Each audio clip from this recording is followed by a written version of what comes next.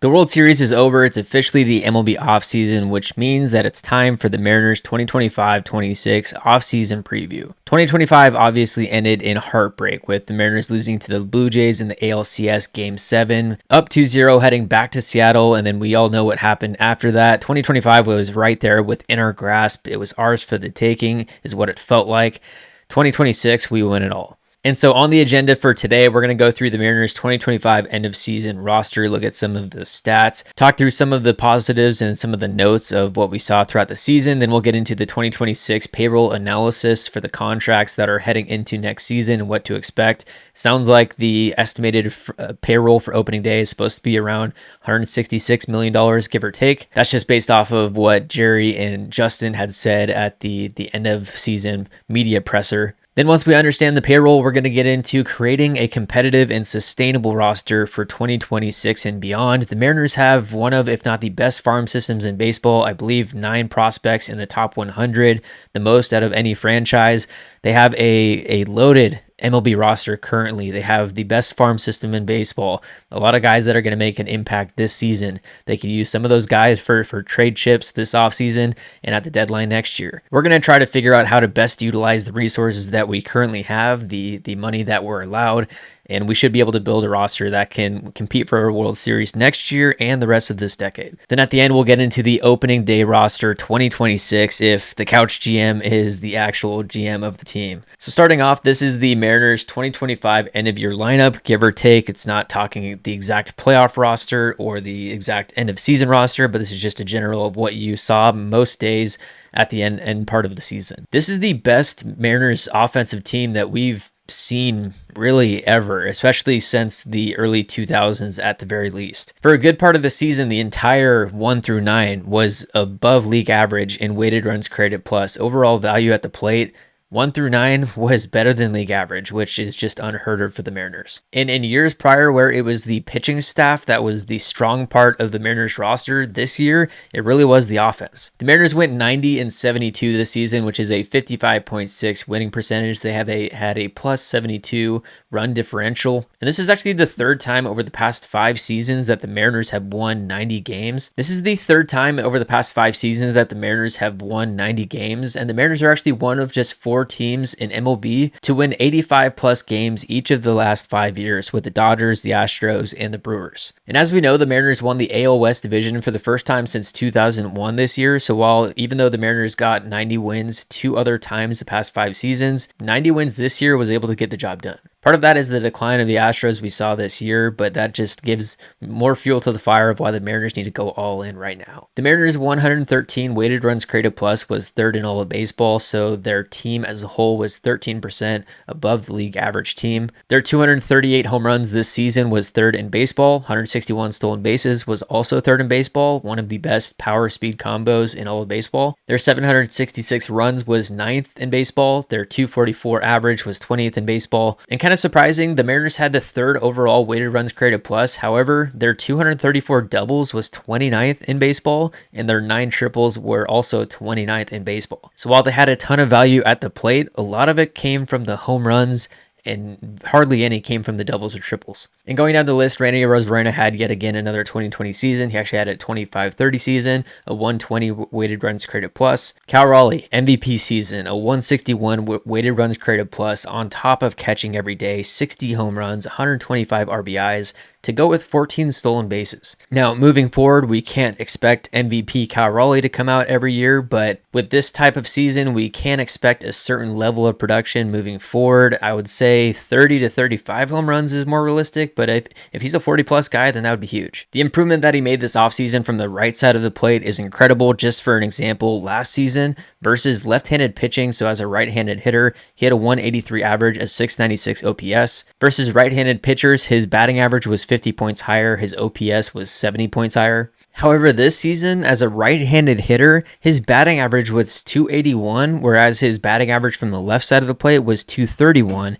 His righty batting average was 50 points higher, and his OPS was 123 points higher from the right side of the plate than the left. He had 205 plate appearances from the right side of the plate compared to 500 from the left side, and yet he hit 22 home runs as a righty hitter compared to 38 from the left side of the plate. He had a higher home run rate from the right side of the plate this season compared to the left, whereas he used to be a heavy lefty power guy. Julio Rodriguez put together another 30-30 season, a 267 average, 32 home runs, 30 stolen bases with 95 RBIs. Year after year in April, May, we're asking, why can't Julio just play like an MVP every season? But what he has done so far in his career is on a Hall of Fame pace, and it's exactly what we're paying him and what we could, the most that we could expect from him. Julio Rodriguez was the first player in MLB history with 4 straight 2020 seasons to begin his career, and also the only player in MLB history with 110 plus home runs and 110 plus steals across the player's first 4 seasons. He is the best center fielder in all of baseball, and he is an incredible guy to build your roster around for the next decade. Josh Naylor, what an acquisition at the deadline by the Mariners, and he is going to be their number 1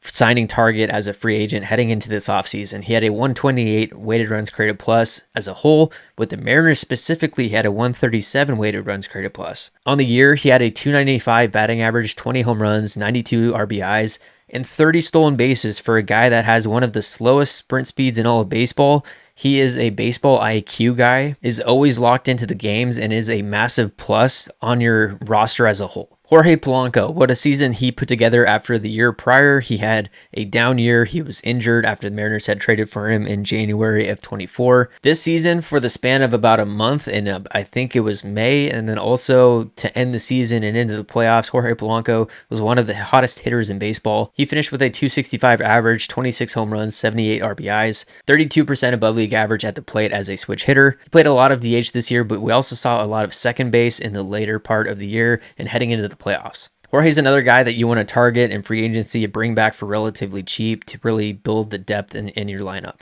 Eugenio Suarez brought in at the deadline. He was the biggest bat moved at the deadline, so good on the Mariners for going out and pushing in their chips and getting this guy. He did underperform severely with the Mariners throughout the rest of the regular season with a 91 weighted runs created plus. He's never an average guy. He had a 228. He finished with 49 home runs on the year, 118 RBIs. Obviously, some huge moments in the postseason from Gino, but the time with the Mariners has come to an end.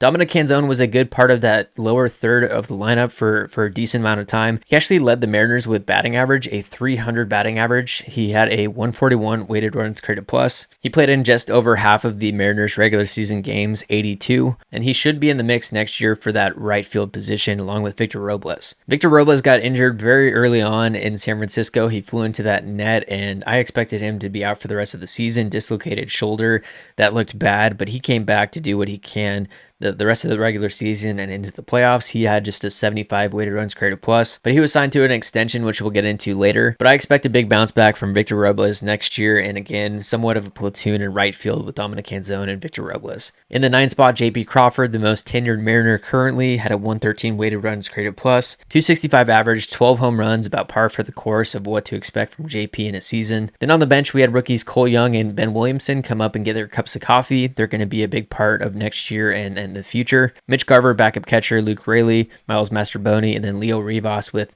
such a big moment in the postseason. Then we get to the rotation for the Mariners. It's not 1 through 5, it was 1 through 7 essentially for the Mariners due to a down year that the rotation saw due to injuries. George Kirby ended up missing the team's first 48 games due to shoulder inflammation, which popped up late in spring training. That was unfortunate, but he came back strong and was able to finish out the season. Logan Gilbert missed 44 team games due to right forearm tightness. That was a big scare. Bryce Miller missed half of the Mariners season, 81 team games over 2 separate stints due to a bone spur in his right elbow. Reports this offseason so far have noted that he won't have to get surgery to repair that. Brian Wu ended up missing the team's final 8 regular season games due to pec tightness, but he had an absolute breakout year. And then Luis Castillo missed 0 games. He was the only starting pitcher to not miss any starts. Now, speaking to Brian Wu, he made 30 starts, 186 and 2/3 innings. This list right here is sorted by the amount of innings pitched.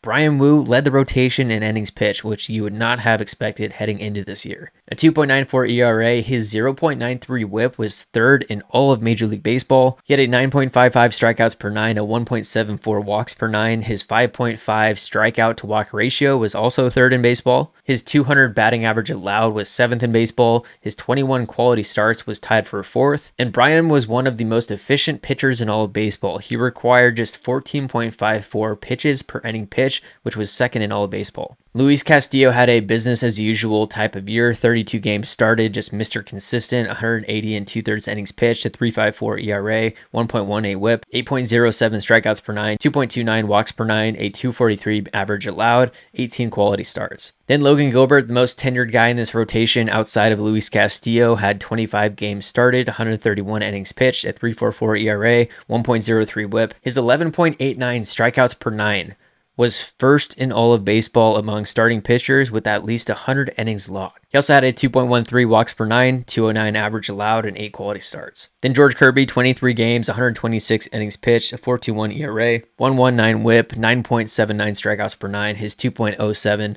walks per nine, of course, one of the lowest in baseball. He had a 2.48 average allowed and 12 quality starts. Brian Wu started 18 games. He logged 90 and a third innings, a 5.68 ERA, a bit inflated, a 1.41 whip, 7.37 strikeouts per nine, 3.39 walks per nine, a 2.62 average allowed, and 1 quality start. Then the two guys that stepped in to fill in spots in the rotation when the rest of the guys were on the injured list, we're talking Emerson Hancock and Logan Evans. Emerson Hancock pitched in 22 games in the regular season for the Mariners, 16 games started. He then came out of the bullpen later on in the year. 90 innings pitched, a 4.9 ERA, 1.38 whip, 6.4 strikeouts per nine, 3.1 walks per nine, 266 average allowed, and 5 quality starts. And then the rookie Logan Evans came up, got his cup of coffee, 16 games started, 81 and a third innings pitched, 4.32 ERA, 1.39 whip, a 6.53 strikeouts per nine, 3.43 walks per nine, 260 batting average allowed, and 2 quality starts. And shout out to Logan Evans because he was really called up and down,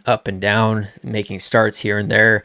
Just inconsistency with his schedule. So, I mean, I could only imagine how tough it is to be called up to the big leagues to make a start and then sent back down to Tacoma. Then talking about the Mariners bullpen, of course, Andres Munoz, best closer in baseball, arguably 64 games that he pitched in. He was the true closer this year instead of being the 7, 8, or 9 guy just against the best of the order. He was the 9th inning consistent guy. With that consistency, you're able to get some solid production. 64 games that he pitched in, 62 and a third innings pitched, a 1.73 ERA, which was 5th in all of baseball among relief pitchers, a 1.03 whip, 11.98 strikeouts per nine, 4.04 walks per nine, a 162 average allowed, and his 38 saves were third in all of baseball. Who saw Edward Bizardo coming out and doing what he did this season and into the postseason? I don't care how obviously the postseason ended. Yeah, a sore subject with where he was put in there, but he was stellar throughout the regular season, and he was stellar throughout all of the postseason outside of one pitch. He led the bullpen in innings pitched this year with 78 and 2/3 innings pitched over 73 outings, 2.52 ERA, just over a 1 whip, 9.83 strikeouts per nine, just over a 3 walks per nine, and a 187 average allowed. And Gabe Spire had an incredible year as well. He's the only lefty in the Mariners bullpen, which some of our solution later in this video will be adding another lefty. But he pitched in 76 games, 62 innings, 2.61 ERA, a sub 1 whip, a 0.87, 11.9 strikeouts per nine, a 1.6 walks per nine, and a 189 batting average allowed. And what is absolutely wild is that into October, Gabe Spire was rocking a 58 strikeouts to 2 walk ratio over 36 and a third innings pitched when pitching at T-Mobile Park that year, which is a 14.46 strikeouts per nine and 29 strikeout to walk ratio when pitching in T-Mobile Park. Carlos Vargas logged the second most innings out of the Mariners bullpen this season. He was acquired back in 2023 when the Mariners first sent Eugenio Suarez to the Diamondbacks. He's a guy with electric stuff. I mean, sometimes I don't understand how guys are able to piece him up when they do. He's got a 98-mile-an-hour sinker. He's got wipeout stuff. He's got this crazy follow-through with his delivery. His numbers from his production this year, I think, are a bit inflated of where they will be in the future if he continues to dial in his stuff. 3. 3.97 ERA, 1.35 whip, just a 6.31 strikeouts per nine, a 2.69 walks per nine, and then a 269 batting average allowed. And then Matt Brash doing his thing. He pitched in 53 games this year, 2.47 ERA, 1.25 whip, 11.03 strikeouts per nine, 3.42 walks per nine with a 229 opponent batting average allowed. So now that we've recapped the current roster and what they did in 2025, let's look at the plan of attack for this offseason. We're going to free up capital to sign free agent bats by trading Luis Castillo and JP Crawford. I know that can be controversial. JP Crawford, the most tenured Mariner right now with the team for over 7 years. Luis Castillo, one of the veterans in the rotation. But at the end of the day, the Mariners are limited in payroll. They have to do what they can with the resources that they have. Luis Castillo is the highest paid player on the team. JP Crawford is heading into the final season of his contract. That is money that you could free up. His defense has been declining. His bat is just league average. But more importantly, the future is now. Shortstop Colt Emerson, one of the best prospects in all of baseball, is waiting for his opportunity. I mean, you're hearing it already with reports that the Mariners are going to look at Colt Emerson getting the Julio treatment in spring training this next year, meaning that he could play his way onto the opening day roster. I think you trade JP Crawford, give Colt Emerson the keys to shortstop moving forward. Let him grow into it. The future is now. I also think the Mariners' number 3 overall draft pick in the 2025 draft, lefty Cade Anderson, is going to be in the starting rotation by the end of the season. You also have guys like outfielder or first baseman Lazaro Montes. You've got utility infielder Michael Arroyo, who might play some outfield. Obviously, Harry Ford is now going to step into that Mitch Garver type role at catcher. But going through the 8-step plan of the Couch GM's offseason, we're going to first trade Luis Castillo. We're going to then trade JP Crawford. We're going to sign Josh Naylor to a free agent contract. We're going to sign the power guy Kyle Schwarber to a free agent contract. We'll then re-sign Jorge Polanco. We're actually going to extend Logan Gilbert, walk through maybe what an extension would look like for him. We're then going to trade for a couple relievers. First off, righty Ryan Walker as a lockdown closer for the Giants. He had a down year this season. Might be some opportunity there to move him. He's actually from Arlington, Washington himself, which is awesome. We're then going to trade for lefty Cam Booser from the White Sox. If you watch the Boston Red Sox documentary that came out this last season, he's in there. He was on the Red Sox the year prior. He is an awesome story. He's actually from Fife, Washington. He actually retired in 2017, became a carpenter in the Seattle area, and then eventually would get back into baseball and become this lefty that's throwing 98 with some solid stuff. He's an under-the-radar guy that shouldn't cost much. Now, before we get into the finances for the Mariners, let's talk some finance. I'm actually a mortgage lender when I'm not making the sports videos. This YouTube channel is my side passion and hobby. But if you or someone you know is thinking of buying, selling, or refinancing on the West Coast and the next year, Washington, Oregon, California, Idaho, or Arizona, make sure to reach out to myself, Connor Webb, or visit lenderconnorwebb.com. I'll have also a link in the description of this video to reach out and connect. Mortgage interest rates have been on the decline the past year. It could be a great time to refinance or to purchase a property. It's my goal to assist as many sports fans and athletes get into the home of their dreams, or if you're looking to buy your second home in Arizona for spring training, hit me up, let's connect, have a conversation, and see if it makes sense. And with that, let's get into a breakdown of the Mariners' expected payroll for 2026. So first off, their expectation on opening day is that their total payroll will be around $166 million. As we know, the 3 free agents from their 2025 roster are Josh Naylor, Eugenio Suarez, and then relief pitcher Caleb Ferguson. The Mariners only have 5 guaranteed contracts on the books, excluding the Jorge Polanco player option, which you see below. These 5 guaranteed contracts total $74.12 million for 2026 per spot track. Luis Castillo is due $24.15 million this next year. He's a free agent in 2029. There's a 2028 vesting option. He signed a 5-year, $108 million contract. The thing about Luis Castillo's contract and why now might be a good time to trade him is that his no trade clause is actually up January 1st of 2026. There is a $1 million trade assignment, which we do factor in on the next slides. Julio Rodriguez, the face of the franchise, is locked down for basically ever. He's due $20.185 million this next season.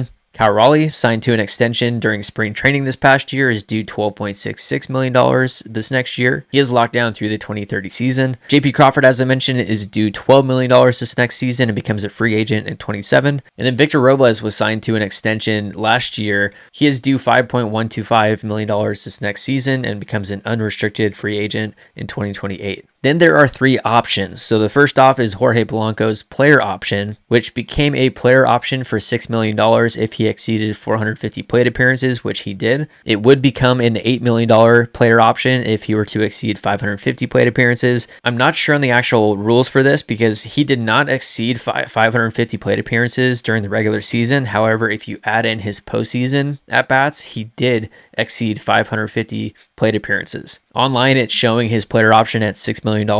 I would assume that it's going up to $8 million, but even at the 1-year, $8 million player option, it's expected that Jorge Polanco is going to decline that player option and hit free agency. Andres Munoz is under contract through the 2028 season. He is due a $7 million club option in 2026, which is an easy yes. There is also a club option for 2027 for $8 million and then for $10 million in 2028. All of those are easy yeses. The last option is Mitch Garver's $12 million mutual option. I'm sure he will accept his option. The Mariners will say thanks, but no thanks, and he will hit free agency. The next part of the Mariners payroll for 2026 is the estimated arbitration. So what is arbitration? Well, essentially when you first enter the league, there's 3 years to where it's pre-arbitration, essentially your rookie contract where you're getting paid the league minimum salary. The next 3 years are your arbitration years. And then once you've passed the 6 years of service time, then you become a free agent. Now, of course, there are exceptions to those rules, but these are the guys that are currently dealing with arbitration.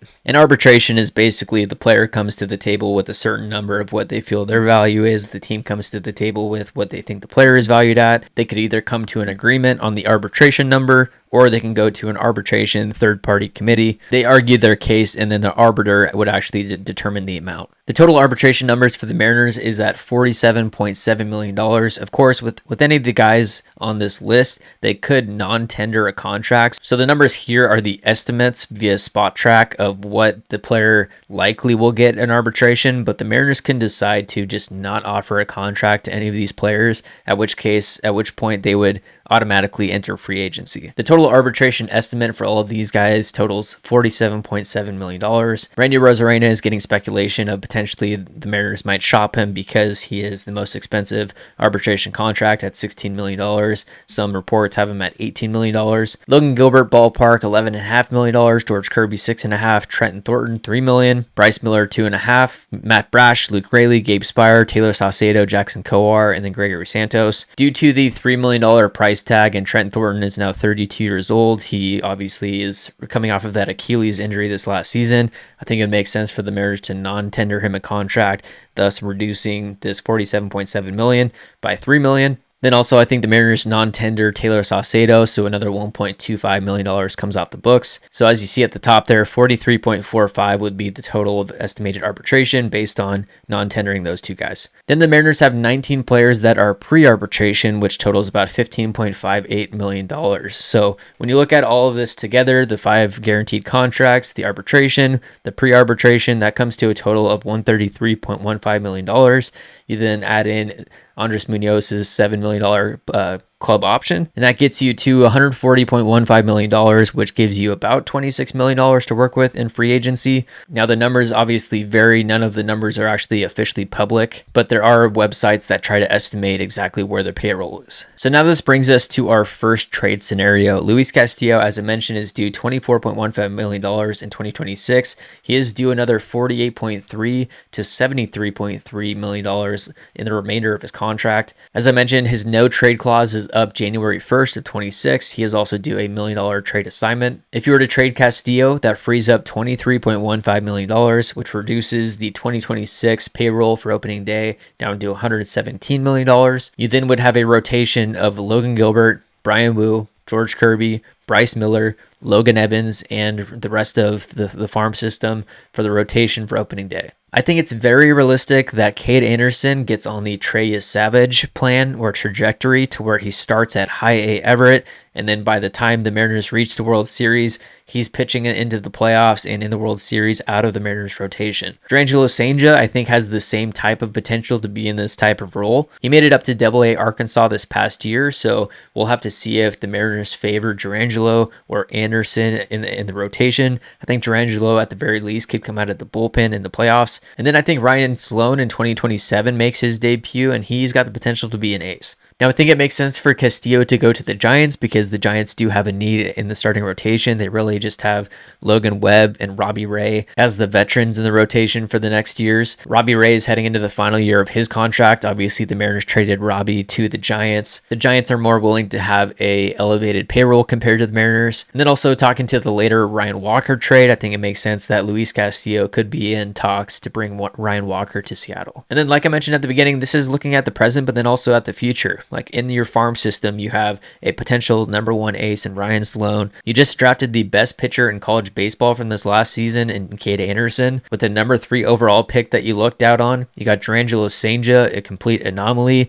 switch pitcher that's coming up and ready to go. The Mariners have the most top 100 prospects in baseball for good reason, and it's time to see some of those guys come to fruition. That brings us to trade number 2, which is trading the most tenured Mariner on the team currently, 7 seasons. This is JP Crawford. He's due $12 million in 2026. He has a 5-team no trade clause. I don't know what teams those are. He also has a $1 million trade assignment. So if you trade JP Crawford, that frees up $11 million, which reduces the 2026 payroll now to $106 million total. Adding in Colt Emerson's league minimum $820,000 gets you to $106.82 million for 2026. And this isn't like a dig at JP Crawford. This is more so just like you have Colt Emerson, one of the best prospects in all of baseball, which is a legitimate upgrade defensively at shortstop. And I think he's going to be an above league average hitter immediately when he comes up. Colt Emerson won't turn 21 until July 20th, 2026. And in my interactions with Colt, if there's a guy that you're calling up to the big leagues at 20 years old, I think this is the guy.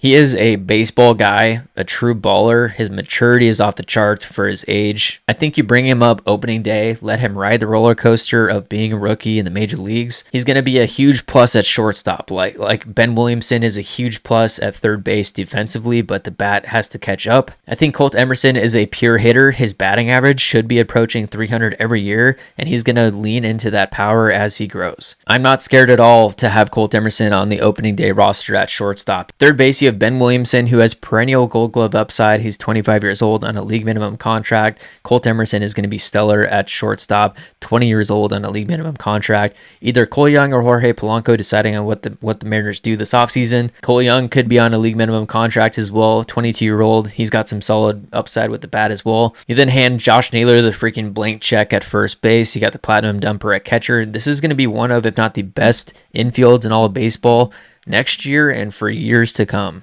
They've got a ton of flexibility, a ton of upside. So here are the top unrestricted free agents and who might we be targeting and why. First off, at the top of the chart, you have Kyle Tucker. Would Kyle Tucker help the Mariners playing in right field for the next decade? Of course. Are the Mariners going to realistically pay Kyle Tucker $40 million for the next potentially 10 years? Absolutely not. I think with some of these big ticket names, you have to really go with a short-term contract. That's why myself personally, I'm going to target Kyle Schwarber. Spot has his market value at about $25 million.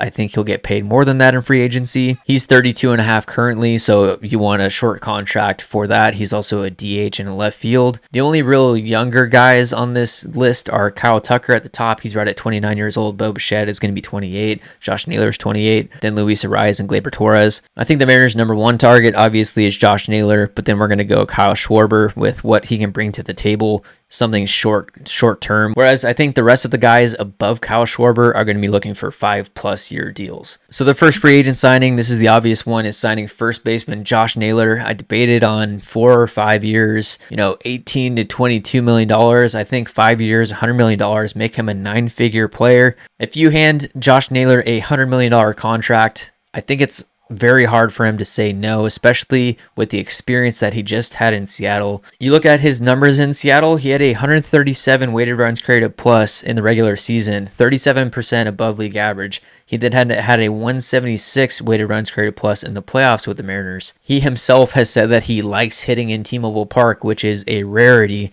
You never hear that from hitters. There's his on-field production, and then there's all of the behind the scenes in the dugout with his baseball IQ elevating the rest of the roster. His age plays into this a big part. He won't turn 29 until June of 2026. And I feel like this is a guy that's being slept on for, the potential value of what he brings and how much his expected return is. One argument for a lower number is that first basemen are treated differently compared to other positions, but I think you have the rest of the infield kind of slotted out. You bring in Josh Naylor, sign him to a 5-year deal that locks him down through 2030, and his consistency is also to be spoken about. Starting in 2022, he had a 118 weighted runs created plus, 127, 118, 128 in 2025 in total. And you look at his past 3 seasons, another reason why I'm more comfortable signing him to a longer type deal than another guy is that he is a contact over power type guy. In 2023, batted .308,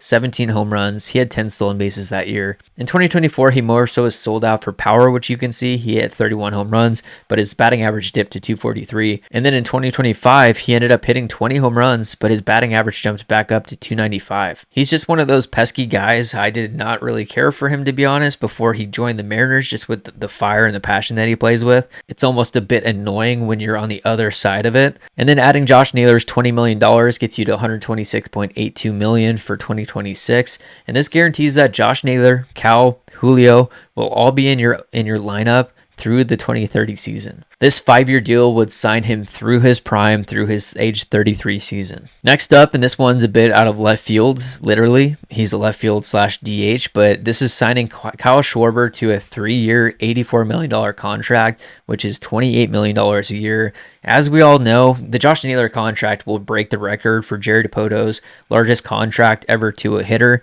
which is currently at just the 2-year, $24 million contract that he signed Mitch Garver to. Naylor's contract will blow it out of the water, but then Kyle Schwarber, I think, will be obviously the highest paid guy on the roster. Kyle Schwarber just brings a different element, a different factor. He is a guy that is scary power as a leadoff hitter. I mean, obviously, his batting average is in the 240, 250 range consistently, but he's a threat to hit 40 to 60 home runs a year. A left field bat in Seattle that you can say, hey, Kyle, there's a cafe above the right field seats that's called a Hit It Here Cafe. We want to put an additional $1 million per year into repairing that glass every season. If you could just keep peppering the baseball right there. Dating back to 2022, he had a 129 weighted runs created plus, then a 118, a 134, a 152. This is a guy, as I mentioned, that has been a seasoned leadoff hitter for the Phillies. You don't have to try to put Randy Arozarena back into the leadoff spot or to have Julio Rodriguez try to lead off.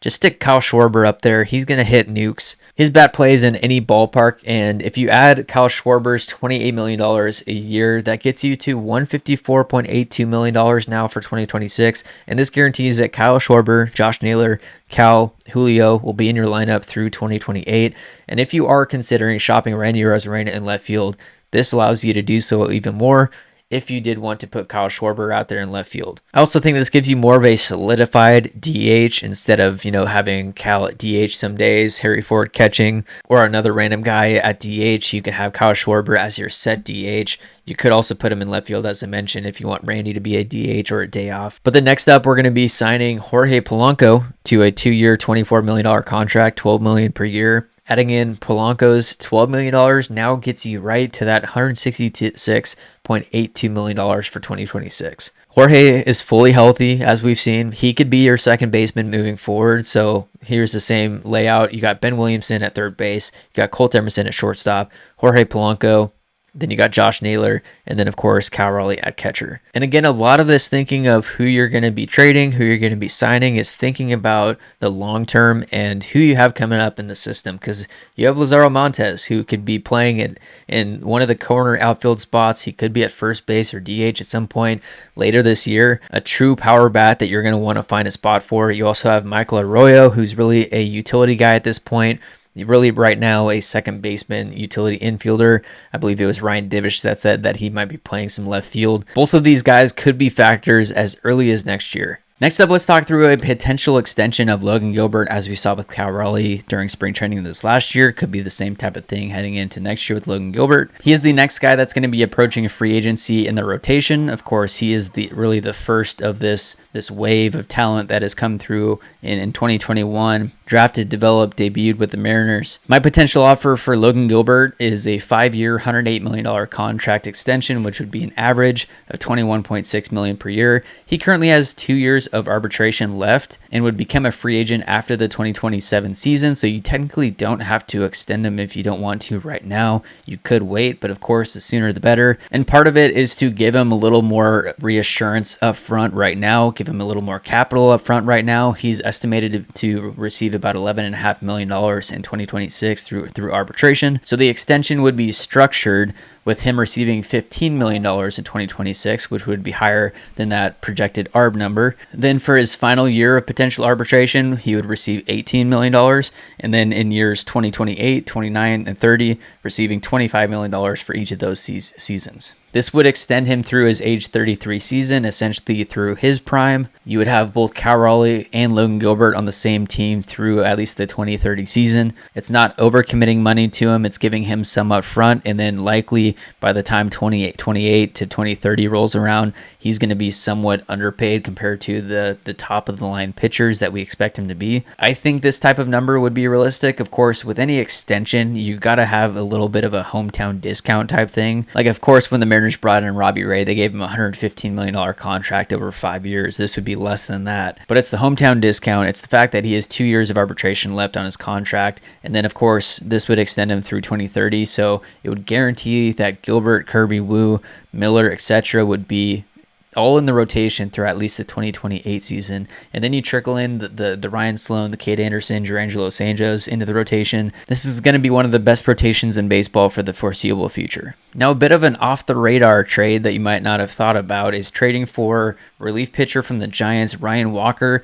potentially part of the Luis Castillo deal. That's kind of my thought process. As far as payroll is concerned, Ryan Walker is due about $2.5 million in arbitration this year, which would equal Trent Thornton's estimate, which we have already non-tendered Trent Thornton, so Ryan Walker would step in and take his $2.5 million. And the reason why there might be an opportunity right now for Ryan Walker is that he had a down season. He was the Giants closer for a good amount of last year. He did get pulled out of that role for an amount of time because he was underperforming. In 2024, he worked into being their closer. I mean, you look at 2024, he had a 1.91 ERA and a sub-1 whip. This past year, he had a 4.11 ERA and a 1.27 whip. But go watch some film of Ryan Walker. I'm not going to play it here, but he's got this crazy cross-body delivery. He's got like 96 to 98 with sink. He's got a wipeout slider. As you can see from his pitch usage, he throws the sinker 62% of the time, the slider 38. But the Mariners need one more high leverage, back end of the bullpen type guy to add to the Munoz, Spire, Brash arsenal. And Ryan Walker, I think, is that guy. And it might just be a cherry on top that he is a Washington State Cougar like myself. That's myself and Dylan. Shout out Dylan on the right side with interviewing Ryan Walker this past spring training, talking through his story. Again, he's from Arlington, Washington. I think that would be a huge move for the Mariners. And Ryan Walker is also a 29-year-old with a couple more years of arbitration. Then talking about the other reliever, as I mentioned, this is Cam Booser from the White Sox currently. He was on the Red Sox the year before. With the Red Sox, he had a 3.38 ERA over 43 games, a 1.34 whip. His numbers are not impressive with the White Sox, a 5.52 ERA, a 1.52 whip. Obviously, there's some stuff to work on. Cam is a 33-year-old lefty reliever. Again, his production isn't super high up there, so his cost shouldn't be that high as far as trade value is concerned. They might trade him for cash considerations, but he's a lefty, which you absolutely need to add a lefty in the bullpen. His fastball gets up to 98, 99. He's got a few other pitches as well, and this is just a low-cost, high-upside type of guy, type of move that I think the Mariners need to make this offseason. Now getting to the fun part, let's say that the Mariners go out and do exactly what I said to do. This is their 2026 opening day lineup with all of these guys involved. You got Kyle Schwarber leading it off, a lefty, 152 weighted runs created plus in 2025. Then you got Cal Raleigh batting second as a switch hitter.